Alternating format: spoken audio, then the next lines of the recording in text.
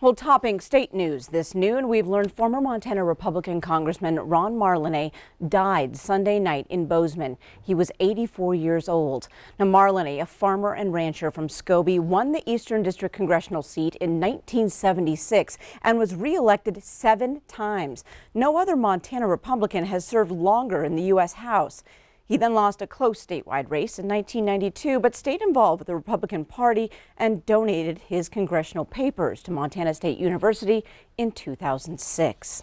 Well, firefighters battled a large brush fire as high winds fueled the flames south of Butte last night. The blaze was reported just before 6 o'clock off of Interstate 15 near Moose Creek. That's about 25 miles south of Butte.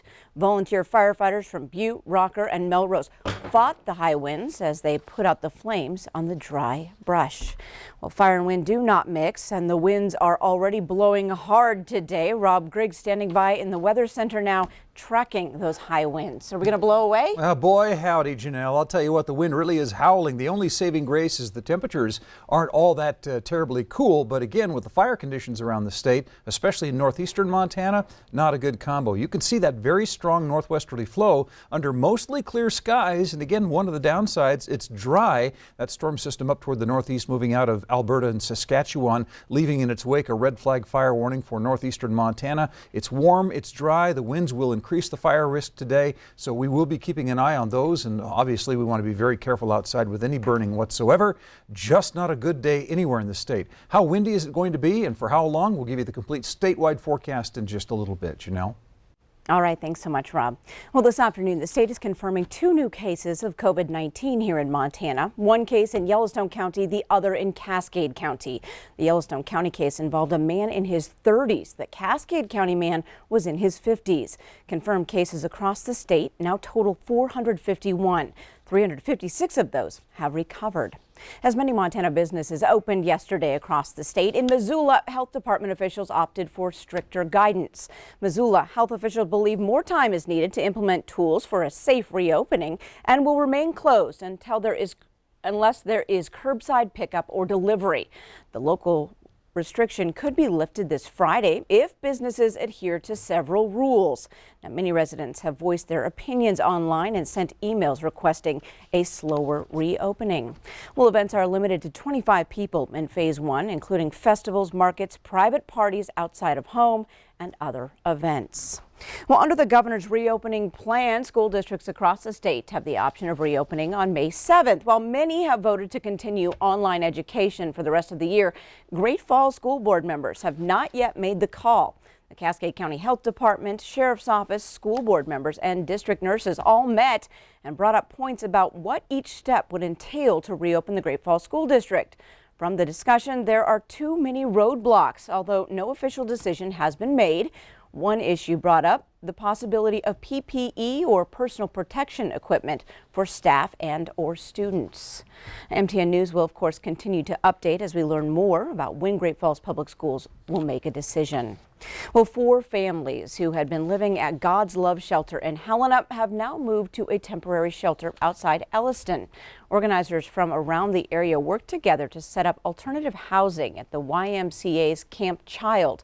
5 adults and 8 children were taken up to the camp Friday. God's Love leaders say the families are adjusting very well.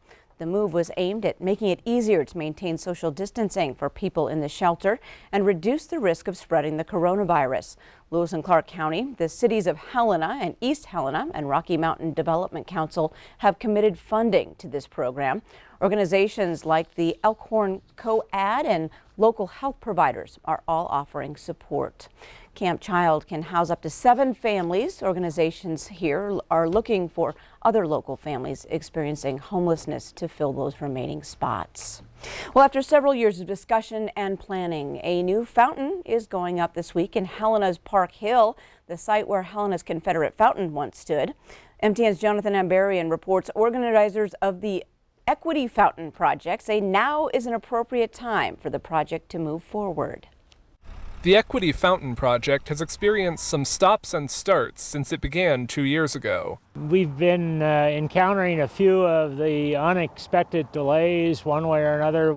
Most recently, the COVID-19 restrictions forced a delay in installing the new fountain. But on Monday morning, organizers were finally ready to put it into place in Hill Park. The fountain, called the Sphere of Interconnectedness, will include two parts, a 4,500-pound millstone and a 4-foot stainless steel sphere with words like respect and equality printed on it in English and tribal languages. Just goes back to the celebration of how connected we are and interconnected we are.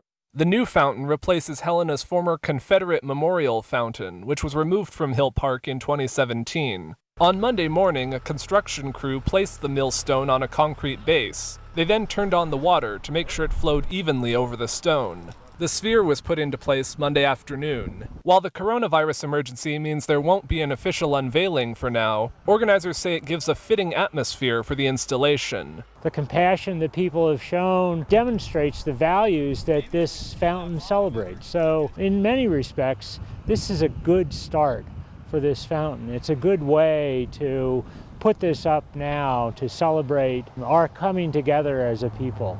In Helena, Jonathan Amberian, MTN News.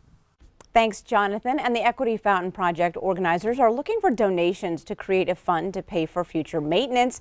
If you are interested in contributing, you can do that through the Montana Community Foundation.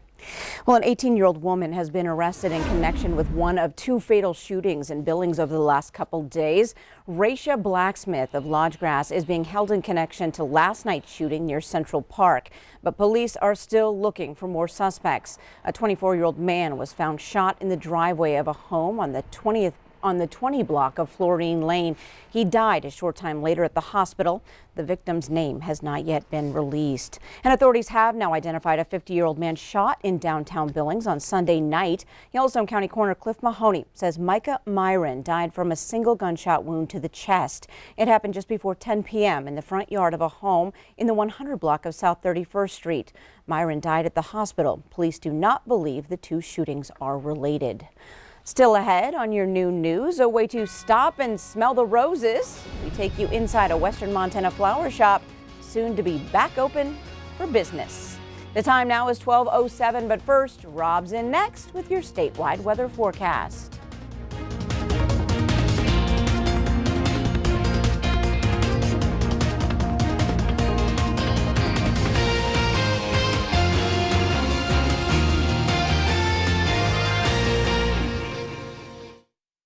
Here's your Storm Tracker weather forecast with Rob Griggs.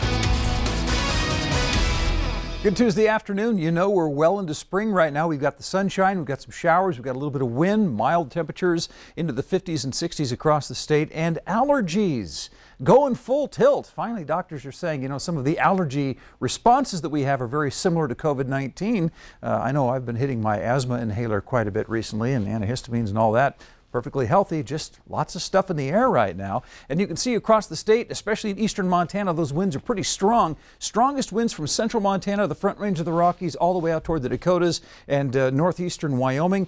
Gusts right up toward 50 miles an hour in places like Miles City and toward Glendive. Not so much out here west of the Continental Divide, although Butte picked up a 22-mile-an-hour wind gust recently. You can see that pretty strong northwesterly flow ridging over that high pressure that's positioned over the Pacific Northwest, chasing most of the showers out of the way. That's also causing that northwest wind, and of course the wind right now the strongest out here in the northeastern corner of the state where the fire risks are. Now that low pressure system continues to move on out of the area. We've got high pressure building in as we move into tomorrow. Very warm temperatures across most of the state, although by mid-afternoon we'll start to see some more cloud cover and a few showers moving in to western Montana. But out here across the plains, 80s, warmest day of the year so far at many locations. That's the expectation all the way down into Wyoming. And of course the next disturbance coming through on Thursday is going to bring another chance of those showers and even some isolated thunderstorms across the state and northern Wyoming. So this is kind of where we're at right now. Again, it's a spring pattern. Now, I thought I'd show you where the forecast map is taking us from this morning around 9:35 a.m., that northwesterly flow. All those showers out in eastern Montana clearing out. We've got a few clouds moving in, but by 8 o'clock tonight, by and large, our highs will have been reached, and we're looking for temperatures to be into the 60s, 68 degrees at Missoula and Helena. That's pushing 70 degrees. degrees, 67 for Billings. Over there in Williston, North Dakota, 61 degrees. Worland, Wyoming, 66. West Yellowstone, only about 54 this afternoon, but there'll be some sunshine to go along with that. Tonight, we're going to see those clouds just continue to clear on out. It'll be mostly clear. And what's interesting about this is with clear skies even, our overnight lows are still going to be in the 30s and the 40s. A very mild evening for us. Up on the high line there, Cut Bank at 42. Havre also with Great Falls and Helena at 42 degrees. Miles City out in eastern Montana, maybe 37 degrees. And then as we look ahead for Wednesday, I told you we've got some warm temperatures on the way. Warmest readings so far this year. For places like Jordan, it'll touch 80 degrees. Billings, we'll see 81. We'll be very close to 80 degrees at other locations. Central and western Montana still comfortably into the 70s, even up there in Kalispell. Look at that, 71 degrees for a Wednesday afternoon high before a few of those showers move in. Let's give you a quick look at our 3-day forecasts for places like Kalispell, Great Falls, Missoula, and Helena. You notice on Wednesday we peak up to 71 Kalispell, a little bit warmer in Missoula, 79. We also have 79s for Great Falls and Helena, and then a pretty good chance of showers and possible thunderstorms move in for Thursday. As we look at our 3-day forecast for Butte, Glendive, Bozeman, and Billings, a little bit of a different story. For central and southwest Montana, we'll see 74 for Butte on Wednesday, 78 in Bozeman. Then it cools down a little bit on Thursday. Not so much though for Glendive and Billings. It will continue to warm up Wednesday into Thursday, in both locations on Thursday, still into the 80-degree range with a pretty good chance of an afternoon shower or thunderstorm. Janelle? All right, thanks so much, Rob. Well, Butte's Farmers Market will go on this summer on Park Street in Uptown Butte. Now, there'll be social distancing requirements to prevent exposure to coronavirus. Organizers are glad the market will continue after many summer events have been closed. Now, the Farmers Market starts May 23rd and runs every Saturday until October 3rd from 8 in the morning until 1 in the afternoon. Well, 1 month ago, buckets of free flowers lined the Bitterroot Flower Shop's parking lot in Missoula as it was forced to shut its doors and dispose of the fresh products that could no longer be sold. Well, the Missoula business is reopening and just in the nick of time. MTN's Megan Mannering has that story. Slowly but surely, businesses around Missoula will begin opening in the coming days. For the Bitterroot Flower Shop, the timing is perfect. Not only are we reopening, but we're reopening a week before Mother's Day, which is the busiest flower holiday of the year. And because their business will bounce back a little quicker than others, owner Lindsay Irwin says it only makes sense to spread the love. We're a big shop, so we have to offer a large selection of flowers, and we get them from many different places. But this year we've decided we are going all local. Almost every flower used in an arrangement purchased from the shop will come from a Missoula farm. And don't forget, nothing says Happy Mother's Day like a fresh bouquet. And if you're buying from the Bitterroot Flower Shop, they'll even spice up that bouquet with a coupon to the Big Dipper, the Dram Shop, or a handful of other businesses in town. Somebody can come and support our business and buy something for their mother, and we are then supporting 100% the other people who have lost income and had to shut down. As staff members hustle around the shop sporting their masks and gloves, it's clear they're ready to rebound from this pandemic. If you ask Irwin, she'll tell you they have the community to thank for that. Like, brings a tear to my eye how much support we've had from the community. It reminds us why we live here and why we chose to raise our family here. In Missoula, Megan Mannering, MTN News. All right, thanks so much, Megan. And the shop also offers no contact deliveries and curbside pickup. Well, your latest ag news is next with Russell Nimitz. We'll be right back. Now, here's your Farm and Ranch report from the Montana Ag Network. Hi everybody, it's time for your Farm and Ranch news. Well, Montana Governor Steve Bullock has sent a letter to Agriculture Secretary Sonny Perdue to allow some local processing in order to avoid food waste and to get local meat to Montana food banks for Montanans hardest hit by the impacts of COVID-19. Now, the USDA recently denied a request by the Montana Department of Livestock to consider modified protocols that would have allowed selected processors to process some local demand from Montana producers and farmers instead of continuing to require that product be processed at facilities that are increasingly reaching capacity. Allowing custom processing under USDA's modified guidance, they say, would cut down on food waste and also allow Montana-produced food to go to those local food banks getting local meat and food to those families hardest hit by the impacts of this ongoing COVID-19 pandemic. And of course, we'll be sharing more on this important story in our next Montana Ag Network feature, which can be seen right here on this MTN station. In the meantime, stay with us, friends. We'll have more ag news right after this. Pandemic has certainly brought a lot of challenges here of late to farmers and ranchers, including sheep producers.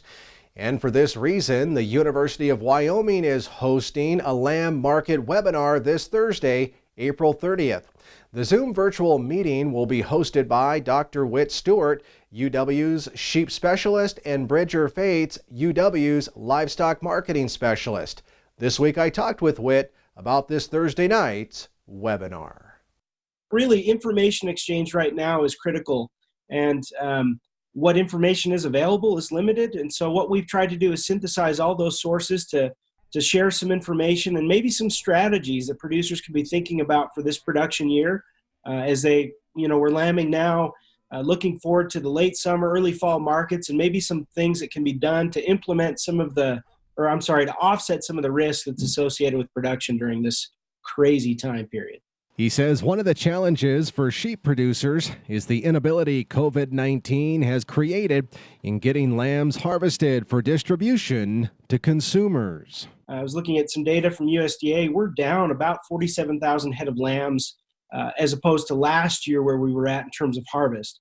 So we're losing a significant amount of harvest capacity in our industry, which is further antagonizing the other issues associated with distribution.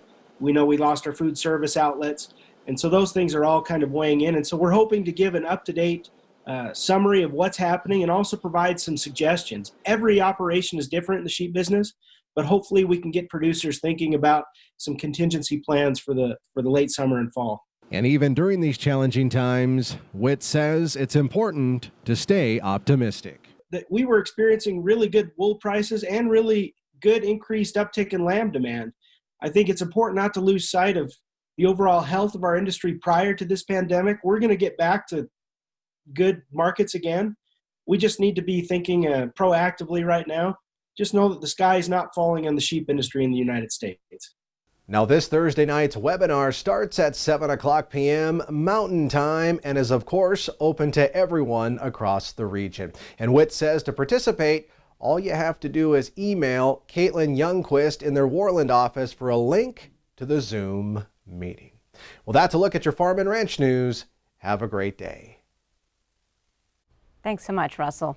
Well, Missoula's Mountain Line bus service is offering the community a free Wi-Fi hotspot. Now, the bus, which will operate from 10 a.m. to 3 p.m., is located in the First Presbyterian Church parking lot. Mountain Line says with many of the businesses and schools now operating online, it wants to provide reliable internet access to those who need it. Mountain Line has ramped down service since the COVID-19 pandemic, allowing it to utilize this Wi-Fi equipped electric bus.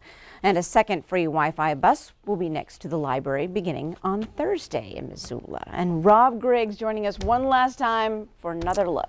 Well, I'm glad I didn't glue down the toupee too much here today, because I might have lost it with the wind blowing out there. It's a windy one all the way across the state. For the most part, central and eastern Montana. Western Montana, not so much. A little breezy out there. Our forecast highs today as all the showers move on out into the Dakotas, well into the 60s. It's going to be a nice warm one tomorrow, though, let me tell you that. Overnight tonight, we're going to have mostly clear skies. Our temps drop down to the 30s and 40s, maybe 28 at West Yellowstone. But take a look at some of these warm readings tomorrow afternoon.